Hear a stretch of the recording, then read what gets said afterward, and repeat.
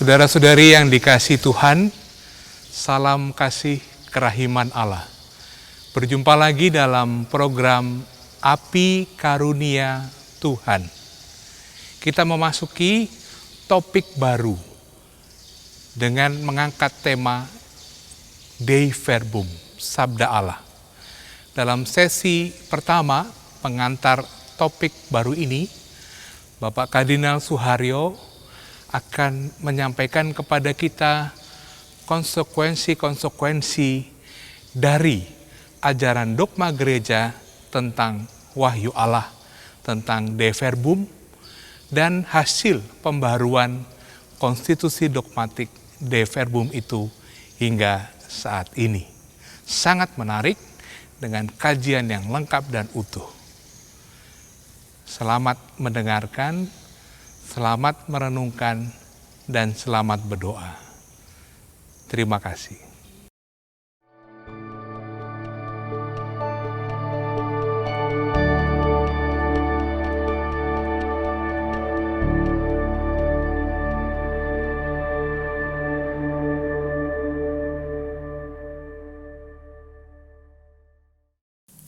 Saudara-saudari sekalian, di dalam beberapa perbincangan kita yang akan datang, pada dasarnya saya ingin memperkenalkan satu dokumen dari Konsili Vatikan II yang berjudul Wahyu Ilahi atau Dei Verbum.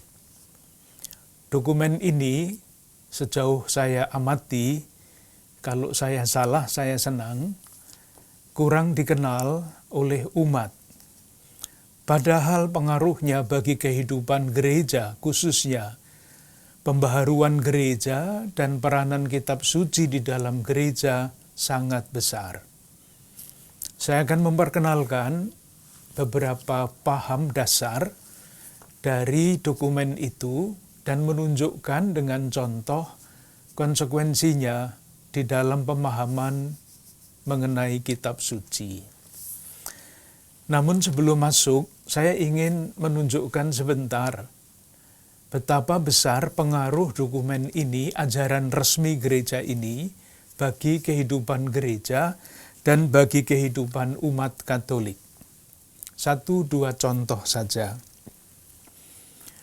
Kalau kita bandingkan minat umat Katolik untuk membaca, mendalami, mempelajari kitab suci sekarang pada tahun 2020 ini dibandingkan misalnya dengan 25 tahun yang lalu, perubahannya sangat dahsyat. Sebagai contoh, tahun 82 saya menjadi ketua Komisi Kerasulan Kitab Suci di Keuskupan Agung Semarang. Waktu itu diperkenalkan kitab suci dalam bahasa Jawa. Ditawarkan harganya sekian, tidak ada yang membeli. Dipotong harga separuh, tidak ada yang membeli.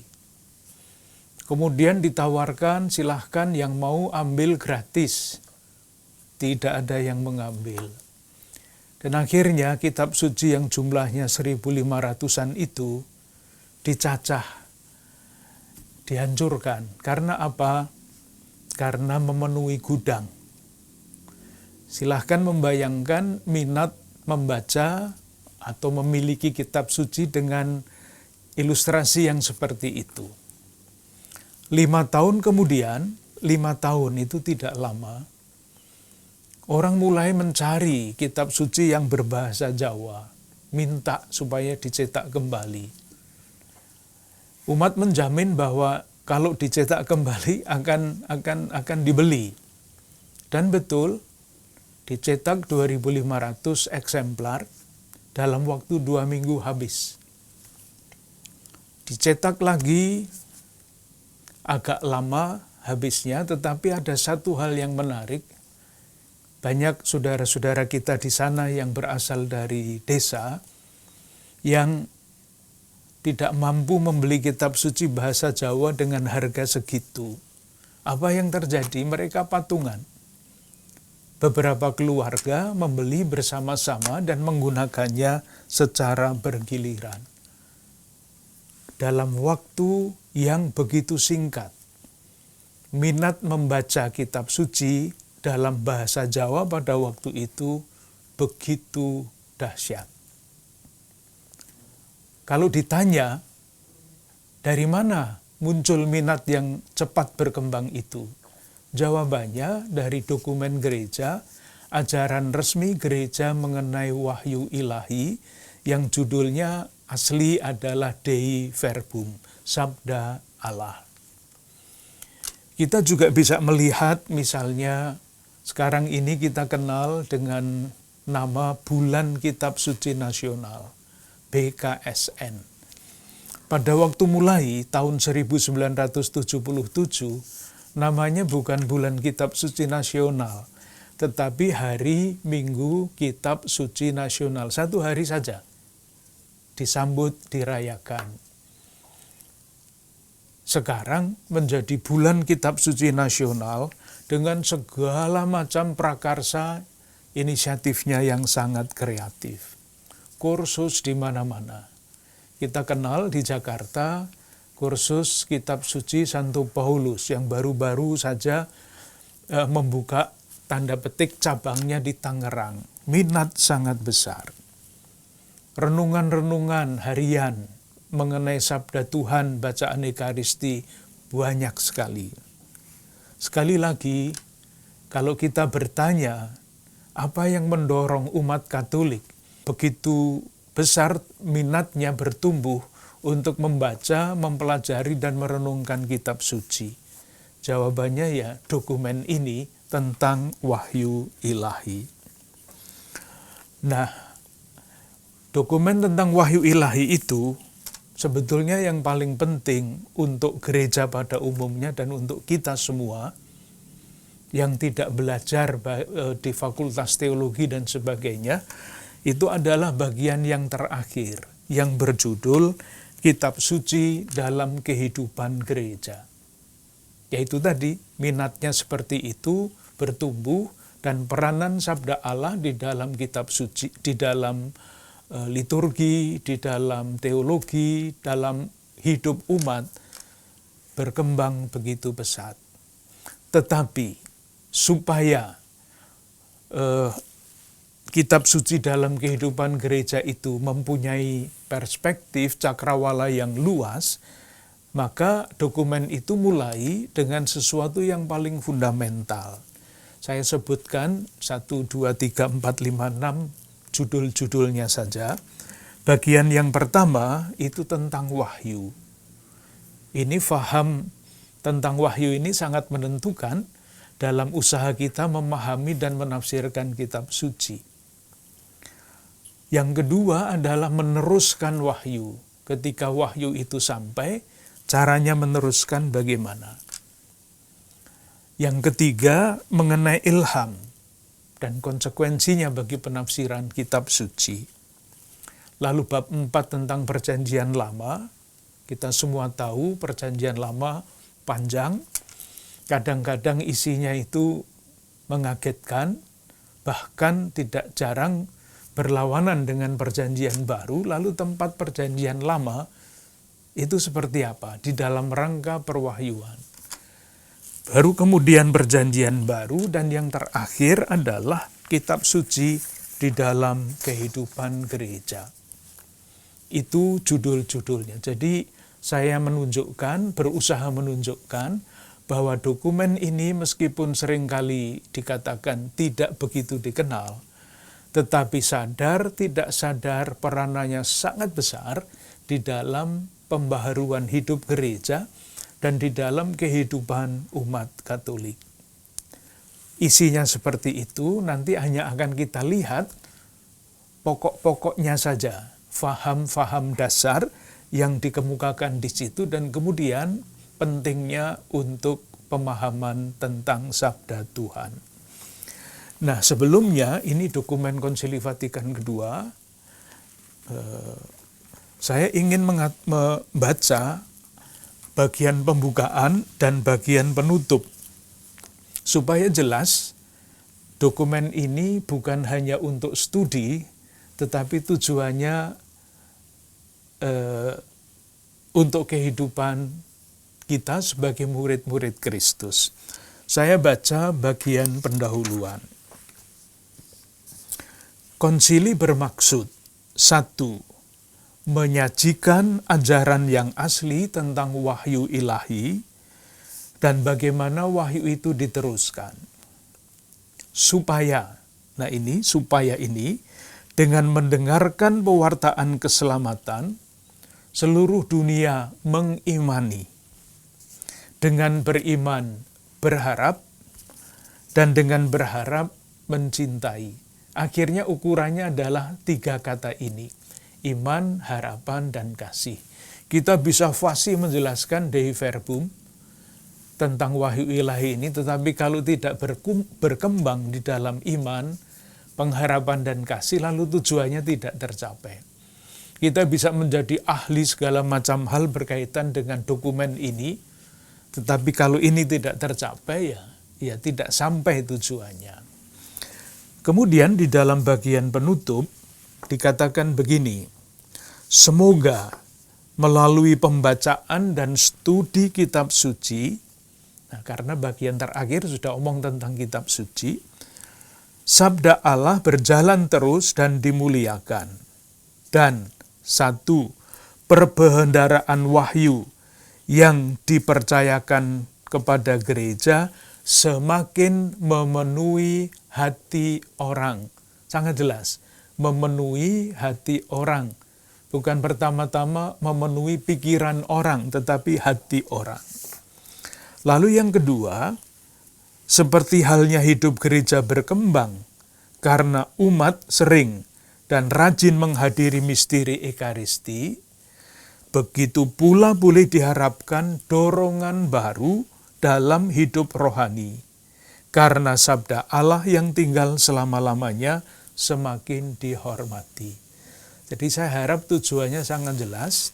Dokumen ini memang di dalam fakultas-fakultas teologi dipelajari sejarahnya, detail-detailnya, tetapi secara umum maksudnya dirumuskan dengan sangat bagus pada nomor 1 dan nomor 26 yang adalah pendahuluan dan penutup. Supaya kita berkembang dalam iman, pengharapan, dan kasih, supaya ajaran ini memenuhi hati kita dan menjadi dorongan baru di dalam hidup rohani. Itu 1-2 catatan awal, moga-moga nanti bisa membantu ketika kita masuk di dalam pokok-pokok pembicaraan. Saya akan mulai dengan pokok yang pertama. Pokok yang pertama berbicara mengenai wahyu ilahi. Apa yang istimewa di dalam pembicaraan atau di dalam ajaran gereja mengenai wahyu ilahi itu? Keistimewaannya pasti tampak di dalam rumusan ajaran itu, kalau kita bandingkan dengan faham yang berbeda. Nah, faham yang lain yang berbeda itu saya temukan di dalam Kamus Besar Bahasa Indonesia. Kamus Besar Bahasa Indonesia itu rumusan standar pemahaman wahyu dalam bahasa Indonesia. Dikatakan begini, wahyu adalah petunjuk dari Allah yang diturunkan hanya kepada para nabi dan rasul melalui mimpi dan sebagainya. Silahkan rasa-rasakan kalimat itu. Wahyu adalah petunjuk dari Allah yang diturunkan hanya kepada para nabi dan rasul melalui mimpi dan sebagainya. Nah, di dalam Kamus Besar Bahasa Indonesianya itu, Kamus Besar Bahasa Indonesia itu lalu disusul dengan contoh, misalnya diturunkan kepada Muhammad ketika berusia 40 tahun. Itu contoh di dalam Kamus Besar Bahasa Indonesia. Nah, dalam rumusan itu kita lihat ada petunjuk dari Allah yang diturunkan. Yang menarik adalah ini, ada yang memberikan wahyu, ada yang menerima wahyu, dan ada wahyu. Wahyu berbeda dibandingkan dengan yang memberi wahyu. Nah, di dalam ajaran resmi gereja, sebagaimana kita temukan di dalam Dei Verbum itu, rumusannya sangat berbeda, jauh lebih panjang pasti. Ada pada nomor 2. Mengenai wahyu ilahi dikatakan begini, dalam kebaikan dan kebijaksanaannya, Allah mewahyukan atau Allah berkenan mewahyukan dirinya. Sudah sangat berbeda dengan rumusan yang ada di dalam KBBI itu. Dan menyatakan rahasia kehendaknya. Selanjutnya, maka dengan wahyu ini Allah yang tak kelihatan, karena cinta kasihnya yang melimpah ruah, 1. Menyapa manusia sebagai sahabat, bergaul dengan mereka, guna mengundang dan menerima mereka ke dalam persekutuannya. Bahasanya sangat berbeda. Melalui wahyu ini, kebenaran yang paling mendalam, baik tentang Allah maupun tentang keselamatan manusia menjadi jelas bagi kita di dalam Kristus, yang sekaligus menjadi perantara dan kepenuhan seluruh wahyu. Kita lihat belum ada kitab suci yang dirumuskan di situ. Wahyu, Allah menyatakan diri, menyapa manusia, mengundang, bergaul, dan bahasa seperti itu. Nah, kemudian karena disebut bahwa Kristus adalah kepenuhan wahyu, mengenai Kristus dikatakan begini, sesudah berulang kali dan dengan berbagai cara, Allah berbicara dengan perantaraan para nabi, akhirnya pada zaman sekarang Ia berbicara kepada kita di dalam puteranya. Bukan petunjuk yang diturunkan, Allah berbicara melalui puteranya. Itu ada pada nomor 4 dari dokumen. Ini yang tadi nomor 2, yang ini nomor 4. Dengan demikian, kita bisa mengatakan bahwa wahyu itu menurut ajaran resmi gereja bukan pertama-tama ajaran. Mengandung ajaran ya, tetapi bukan pertama-tama ajaran, bukan petunjuk, bukan pemberitahuan. Wahyu itu adalah Allah sendiri yang menyatakan rahasia penyelamatannya. Ciri pribadinya sangat-sangat kentara. Allah menyapa manusia sebagai sahabat, bergaul dengan mereka, mengundang dan menerima mereka ke dalam persekutuannya. Itu tentang wahyu. Nanti bisa dibaca sendiri, pasti susah kalau hanya mendengarkan satu kali dan kemudian diandaikan faham betul, nanti dibaca sendiri. Nah, kalau wahyu seperti itu, lalu apa artinya iman? Faham iman menurut ajaran resmi gereja ini seperti apa kalau wahyu seperti itu?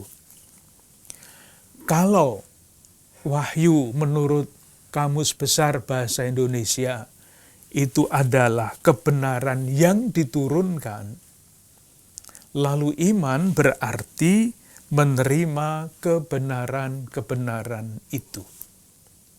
Itu logisnya seperti itu.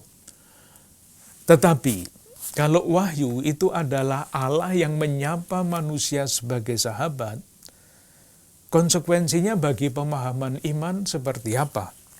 Itulah yang dikatakan di dalam dokumen ini pada nomor 5. Saya baca rumusannya. kepada Allah yang mewahyukan diri, manusia harus menyatakan ketaatan iman. Dalam ketaatan iman tersebut, manusia dengan bebas menyerahkan diri seutuhnya kepada Allah dengan kepenuhan akal budi dan kehendak yang penuh kepada Allah pewahyu. Jadi iman bukan pertama-tama menerima kebenaran, tetapi menyatakan ketaatan kepada Allah Sang Pewahyu, menyerahkan diri dengan seluruh akal budi manusia. Itu tentang iman. Nah, konsekuensinya paham-paham seperti ini bagi kitab suci apa? Kita semua tahu bahwa Allah tidak menurunkan buku. Kitab suci kita ini tidak diturunkan oleh Allah, tidak ada. Yesus pun tidak pernah menulis apa-apa. Menulis sekali di tanah tetapi lalu dihapus. Lalu kalau demikian, kitab suci itu apa? Kitab suci ditulis oleh para pengarang yang adalah saksi-saksi karya keselamatan Allah. Sebagai manusia bebas, tetapi menerima ilham khusus. Sehingga yang mereka tulis itu adalah sabda Allah. Mengenai ilham nanti akan kita bicarakan tersendiri. Tapi yang menulis kitab suci ini adalah saksi-saksi iman. Perjanjian Lama ditulis oleh penulis-penulis Perjanjian Lama. Perjanjian Baru ditulis oleh para penulis Perjanjian Baru. Kesaksian iman akan karya Allah, Perjanjian Lama persiapannya. Perjanjian Baru adalah kesaksian iman akan Yesus Kristus yang ditulis lewat proses manusiawi yang panjang dengan campur tangan Roh Kudus. Jadi kerjasama antara manusia yang bebas sebagai saksi dan anugerah khusus yang namanya ilham Roh Kudus itu. Jadi ada 3 hal. Wahyu, rumusannya khas, ajaran gereja Katolik. Iman adalah konsekuensi dari paham wahyu, dan kitab suci juga sama. Konsekuensi dari ajaran wahyu, iman, dan kemudian kesaksian iman itulah yang ditulis di dalam kitab suci. Nanti ini menyangkut macam-macam hal tentang kebenaran kitab suci dan sebagainya. Oleh karena itu, konsekuensi bagi pembacaan kitab suci adalah ini. Membaca kitab suci dengan faham, dengan latar belakang seperti itu, adalah, atau tujuannya adalah untuk membina relasi. Rumusannya tadi kan, Allah menyapa manusia sebagai sahabat, bergaul, dan mengundang manusia masuk ke dalam persekutuan dengan Dia.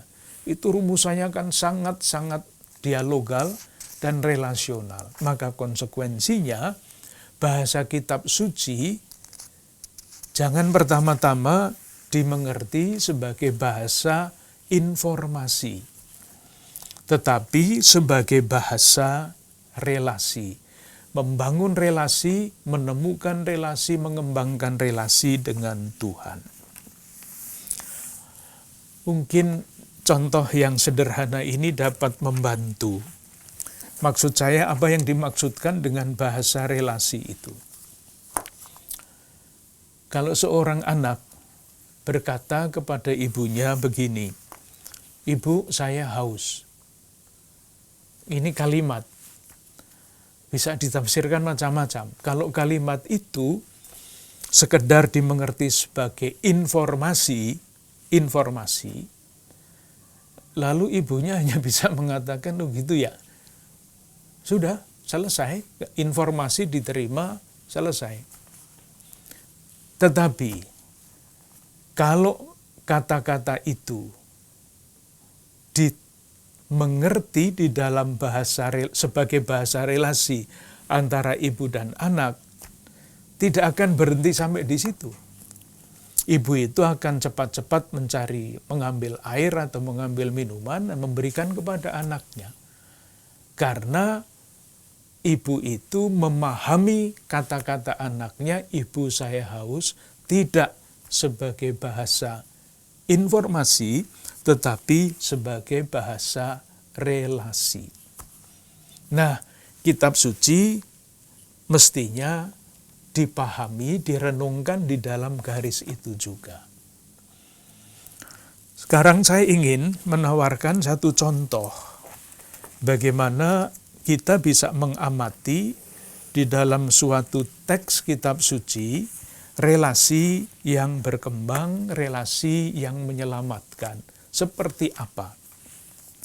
Saya ingin mengambil contoh Injil Markus bab 10 ayat 46 sampai 52. Kita baca dengan agak teliti supaya nanti jelas relasi-relasi itu seperti apa, dinamika relasi itu seperti apa. Ini kisah yang kita semua sudah kenal, yaitu kisah penyembuhan Bartimeus, orang buta. Saya baca kisahnya, nanti akan dilihat, ditunjukkan hal-hal yang saya anggap penting tentu saja. Lalu tibalah Yesus dan murid-muridnya di Yeriko. Dan ketika Yesus keluar dari Yeriko, bersama-sama dengan murid-muridnya dan orang banyak yang berbondong-bondong, ada seorang pengemis yang buta, bernama Bartimeus, anak Timeus, duduk di pinggir jalan. Ketika didengarnya bahwa itu adalah Yesus orang Nazaret, mulailah ia berseru, "Yesus, anak Daud, kasihanilah aku." Banyak orang menegurnya supaya ia diam. Namun semakin keras ia berseru, "Anak Daud, kasihanilah aku." Lalu Yesus berhenti dan berkata, "Panggillah dia." Mereka memanggil orang buta itu dan berkata kepadanya, "Kuatkanlah hatimu, berdirilah, ia memanggil engkau." Lalu ia menanggalkan jubahnya, ia segera berdiri dan pergi mendapatkan Yesus. Tanya Yesus kepadanya, "Apa yang kau kehendaki supaya aku perbuat bagimu?" Jawab orang buta itu, "Rabuni, supaya aku dapat melihat." Lalu kata Yesus kepadanya, "Pergilah, imanmu telah menyelamatkan engkau." Pada saat itu juga melihatlah dia, lalu ia mengikuti Yesus dalam perjalanannya. Itu kisahnya. Mari kita coba lihat dari segi relasi yang bertumbuh, berkembang, dan buah dari relasi itu.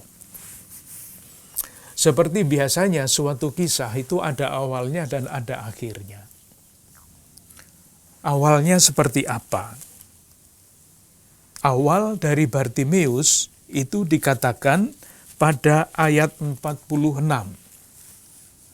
Dikatakan begini, ada seorang yang buta.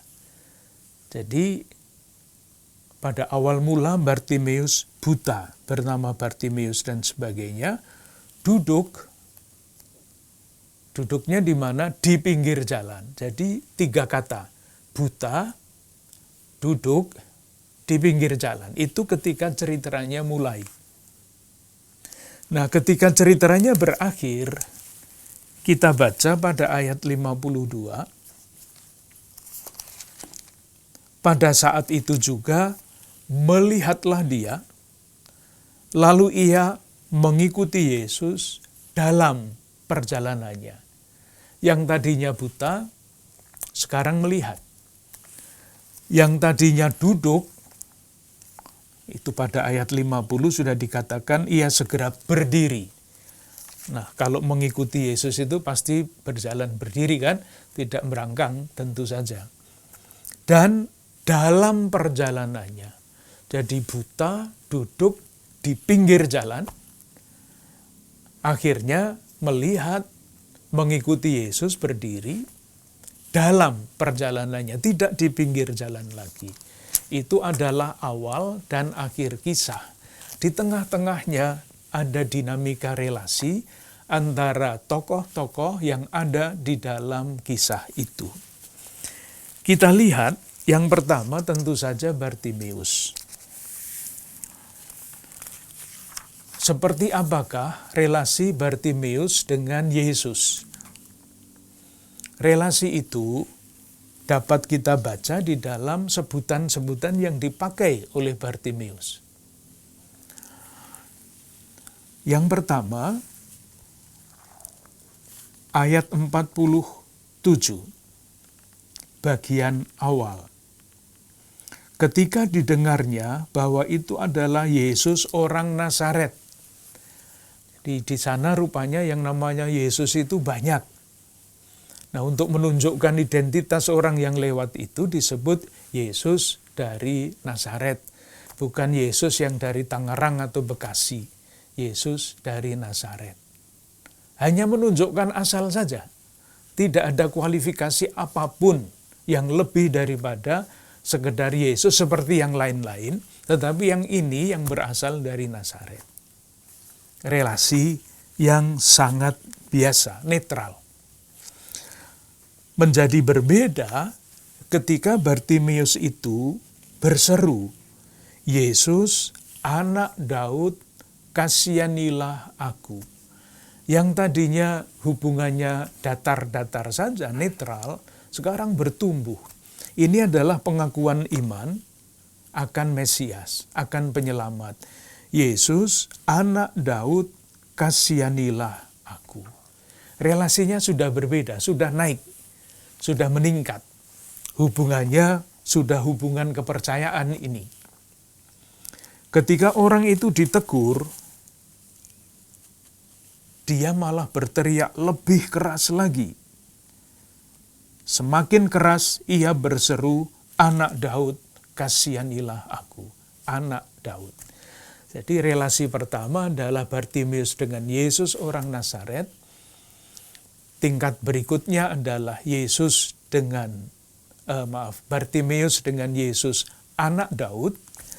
Dan yang terakhir ada pada ayat 51.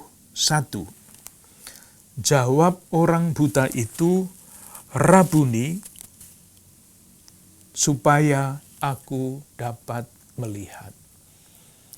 Rabuni itu ungkapan yang menunjukkan keagungan orang yang disebut, tetapi bukan keagungan yang membuat orang takut. Ada kan orang yang agung tapi menakutkan, tetapi juga ada orang yang mempunyai katakanlah kedudukan tinggi tetapi tetap aja bersahabat, tidak membuat orang takut. Dalam bahasa Jawa itu istilahnya wedi asih. Takut ya sedikit tapi takutnya yang besar asihnya. Hormat, tetapi hormat yang tidak membuat jarak, melainkan hormat yang mendekatkan. Saya memberikan catatan kecil, kalau nanti membuat sulit ya jangan diperhatikan catatan ini. Kalau membaca kisah yang serupa di dalam Injil Matius dan di dalam Injil Lukas, sebutan yang ketiga itu bukan Rabuni. Nanti dicek. Sebutan yang ketiga adalah Tuhan. Itu jelas sekali peningkatannya. Yesus orang Nazaret, Yesus anak Daud, Yesus Tuhan. Tetapi itu adalah suatu kesaksian iman yang berbeda yang ingin ditunjukkan oleh Matius dan Lukas. Sementara Markus ingin menunjukkan bahwa yang anak Daud, Mesias penyelamat itu bukan seperti yang dipahami menurut faham yang biasa pada waktu itu, tetapi yang disebut Rabuni. dihormati, tetapi tidak membuat jarak. Nah, sesudah itu apa yang dilakukan oleh Bartimeus? Kita temukan pada ayat 50. Lalu ia menanggalkan jubahnya. Ia segera berdiri dan pergi mendapatkan Yesus. Menanggalkan. Ini bisa dimengerti di dalam dua maksud, dua arti. Silahkan membayangkan Bartimeus, orang buta, pengemis, pakai jubah. Pasti jubahnya bukan seperti jubah zaman sekarang liturgi yang hebat-hebat itu. Jubah orang miskin. Mungkin satu-satunya jubah yang dia punya itu ia tanggalkan. Ini mengungkapkan ketetapan hati yang sungguh-sungguh besar. Melihat Yesus dialami sebagai anak Daud dan Rabuni, ia tanggalkan jubahnya. Arti yang kedua adalah arti yang sangat simbolis, yang saya kira kita semua tahu, sering kali kita dengar di dalam kitab suci, menanggalkan manusia lama untuk mengenakan manusia baru.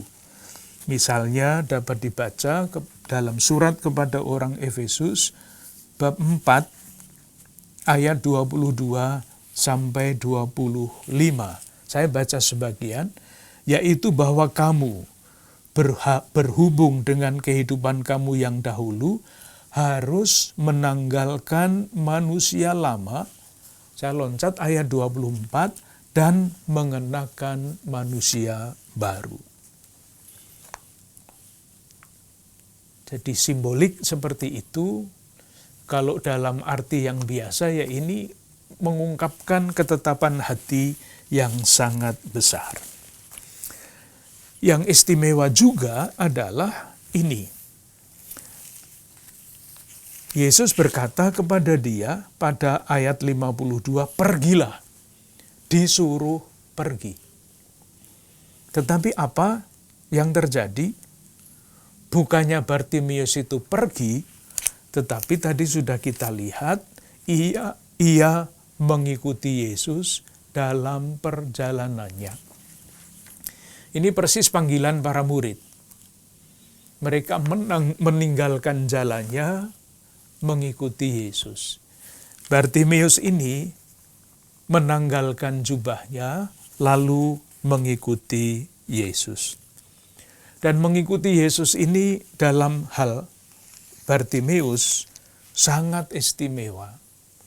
Kalau murid-murid itu kan dipanggil untuk mengikuti Yesus. Ini disuruh pergi, dia tidak pergi, malah mengikuti Yesus. Sesuatu yang sangat istimewa, apalagi kalau diperhitungkan kisah sebelumnya pada bab 10 ayat 32. Saya baca untuk menunjukkan istimewanya Bartimeus ini. Yesus dan murid-muridnya sedang dalam perjalanan ke Yerusalem dan Yesus berjalan di depan. Murid-murid merasa cemas dan juga orang-orang yang mengikuti dia dari belakang merasa takut. Ketika murid-murid takut, karena Yesus pergi ke Yerusalem tidak sedang piknik ini, tetapi sedang menyambut akhir hidupnya, Bartimeus ini dengan ketetapan hati yang besar mengikuti Yesus. Murid yang istimewa. Itu mengenai Bartimeus. Jadi Bartimeus bertumbuh dari buta, duduk di pinggir jalan, menjadi Bartimeus yang melihat, mengikuti Yesus dalam perjalanannya. Relasinya seperti, perkembangannya seperti itu. Nah, ini terjadi karena relasinya dengan Yesus. Kalau tidak ada Yesus, ya tidak jadi kisah ini. Oleh karena itu, kita coba lihat apa yang dilakukan Yesus terhadap Bartimeus. Yang pertama, ayat 49. Lalu Yesus berhenti. Ini biasanya dilewatkan, kata berhenti ini. Berhenti artinya apa? Tetapi kalau Yesus tidak berhenti, tidak terjadi apa-apa ini. Maka berhenti dalam kisah ini, Yesus yang berhenti itu sangat menentukan proses relasi selanjutnya. Ini bisa sangat konkret juga kan? Coba silahkan membayangkan kalau kita sedang berjalan, lalu ada orang lain yang mau omong dengan kita, tetapi kita terus jalan terus, coba terjadi relasi yang kayak apa? Lain halnya kalau kita berhenti dan kemudian mendengarkan orang yang mau bicara dengan kita. Maka kadang-kadang berhenti itu juga baik, tidak jalan terus dan seterusnya. Itu yang pertama, sangat menentukan berhenti. Kemudian yang kedua, Yesus berkata lagi sampai 3 kali. Yang pertama ayat 49. Lalu Yesus berhenti dan berkata, panggillah dia. Memanggil. Kata ini bisa menguatkan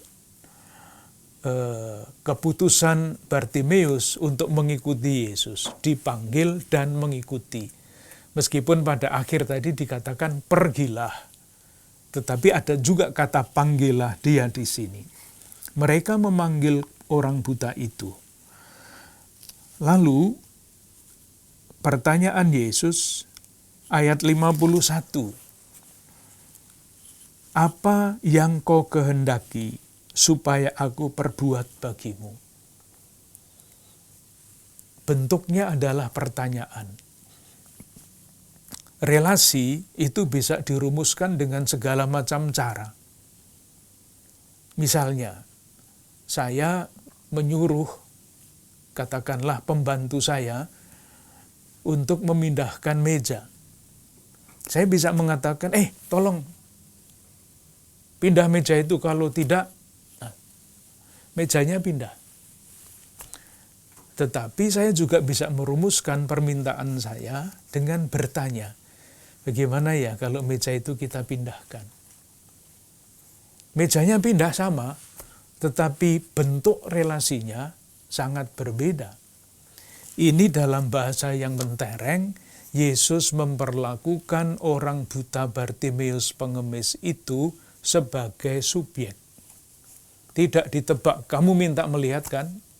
Ya kalau minta melihat, kalau minta nasi goreng gimana? Tidak main tebak, tetapi ditanya, dihargai pribadinya. Dan ternyata dia meminta melihat.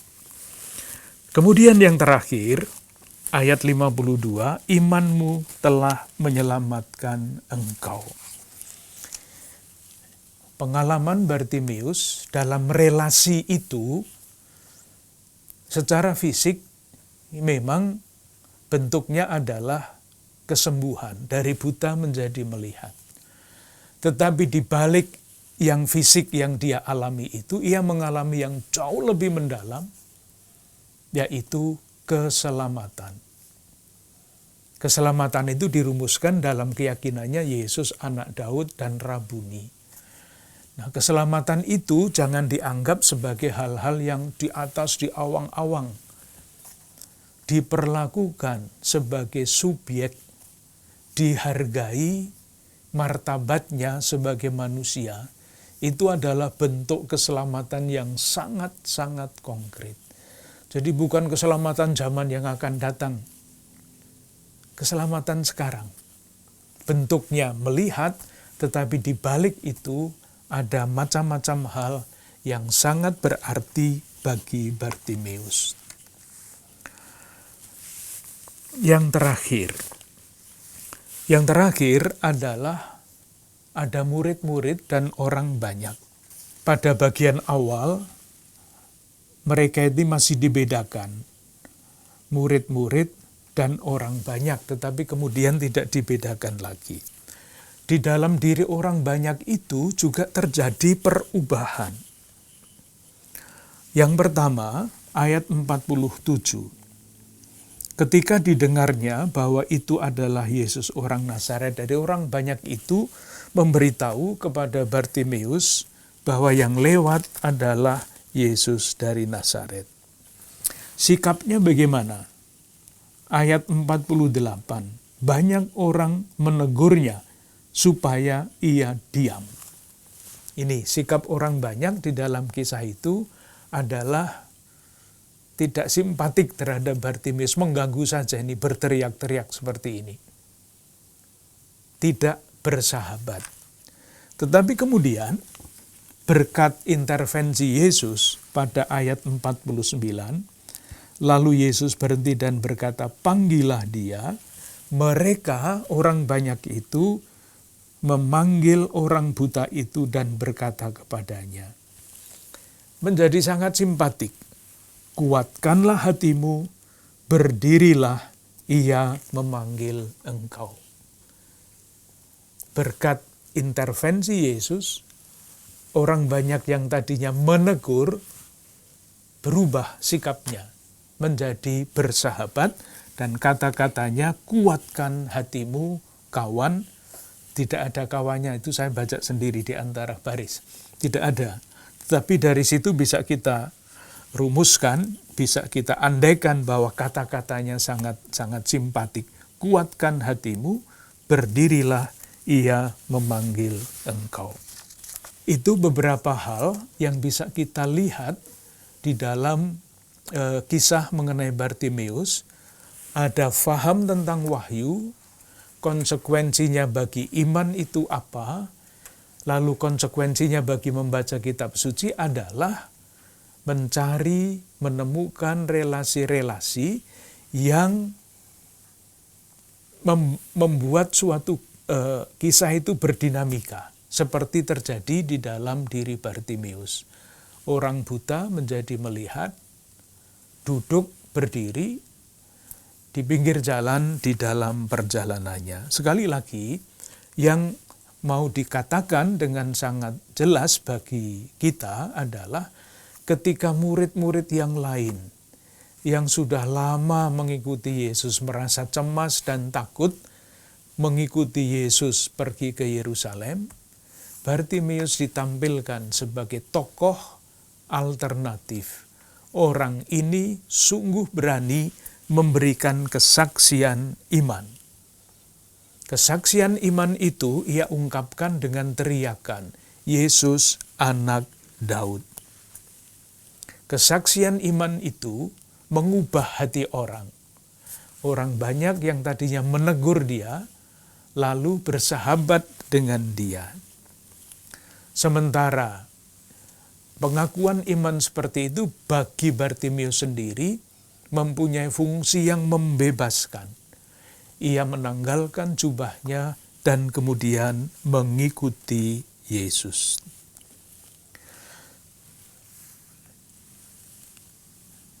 Moga-moga tokoh Bartimeus, kalau kita membaca kisah ini, menjadi tokoh yang memberi inspirasi kepada kita semua untuk mengikuti Yesus dalam perjalanannya.